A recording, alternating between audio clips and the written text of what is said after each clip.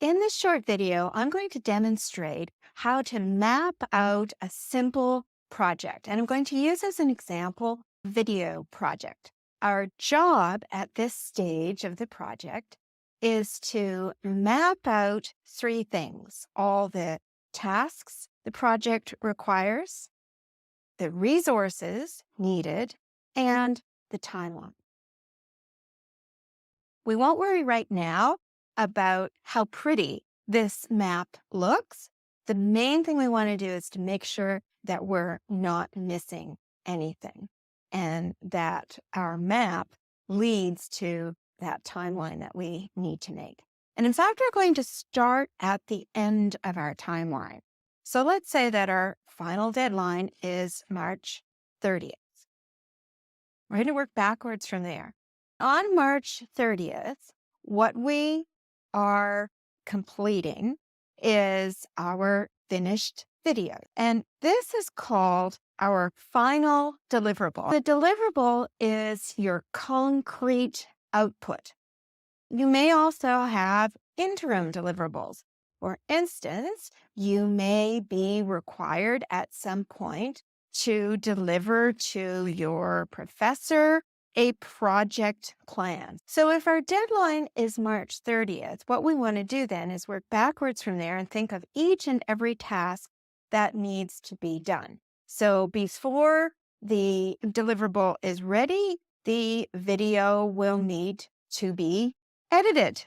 Now, before the video is edited, we probably need to review it. Before we review the video, what do we need to do? Well, we need to shoot the video. And as we saw in the first video in this mini module, you can't shoot the video until you schedule the room and the videographer. I would make those two separate steps because they'll be easier to track that way. Now, before we schedule the videographer, we probably also need to confirm or secure our budget. So I think these are most of the steps. We might find a couple of others as we go along. For instance, we might need to set up a meeting with the videographer to design choices. Maybe the videographer is going to insert what we call B-roll, which is stock footage. So we may need to arrange for a meeting. And we may have some other small tasks that go in there, but I think we've got the basics here now. Now, this is a sequence, but it is not a timeline. Oops, I just realized that we didn't map in our first deliverable as well. We need to maybe actually deliver our project plan. All right. So now that we have everything in this list, what we do is work backwards from this deadline to see when we actually need to start the project. Because the deadline typically isn't movable, but we do often have flexibility in these in-between dates. So if our deadline's March 30th, we probably want to be finished our video editing by March 28th or even March 27th. I would, if I'm working with an external resource, always give myself a little bit of a cushion. Maybe they say they can get it to you on March 27th, but as we know, stuff happens and they may be delayed a couple of days. So if they're going to do the video editing for the 27th, let's say we need to meet with them the week before, which means before that meeting, you are going to have to review the video and so on and so forth. So you work all the way back to see when you would need to start this project. And I see another spot actually where we're going to need to insert another step. We may need to get sign off from the professor to proceed. So if we're planning to review the raw video on March 19th, let's say then we shoot the video on March 18th. Oh, wait a minute. We're going to have to give the videographer a couple of days to actually put the video and get it to us. So we better say March 17th, which means we're going to have our project plan approved at least 3 days before. So when do we have to get the project deliverable to our professor? Again, they're going to need some time to review it. So I'm going to say, let's give them March 7th. I haven't checked, by the way, to see if any of these dates are weekend dates, and I would need to do that. So once we have our whole plan mapped out here, which is likely going to have to start around the 1st of March, then we would also be able to identify the resources required. We can see that we're going to need budget for a videographer.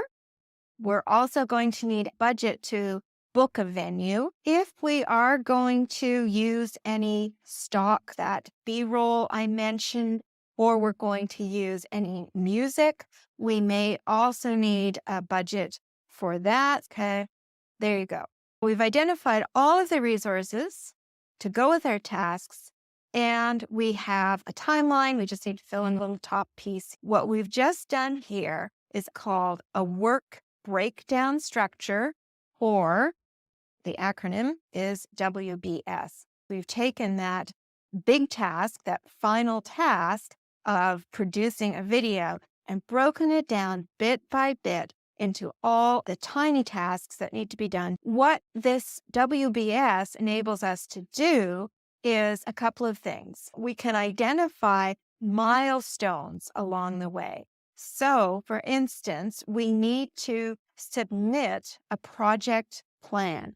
That's an interim goal along the way to our end goal. So this would be a milestone that we would want to indicate. And we know that if we don't make that milestone, then we may not get the approval and we may not make the rest of our deadlines. I would keep your milestones to a minimum, but it's good to flag at least one or maybe two interim goals along the way to your end goal.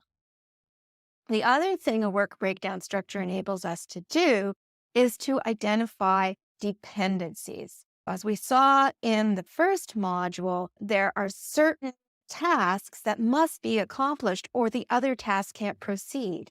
We can't schedule the videographer until we know what our budget is. We can't book the venue until we get a sense of when the videographer is available. And certainly we can't shoot the video until we get the project plan approved. Flag those dependencies so you can keep your eye on those critical tasks you need to achieve and make sure that you don't run into any hiccups along the way. It's a great idea if you're doing this project on your own to get a friend to take a look at your work breakdown structure and your list of resources and see if you've missed anything.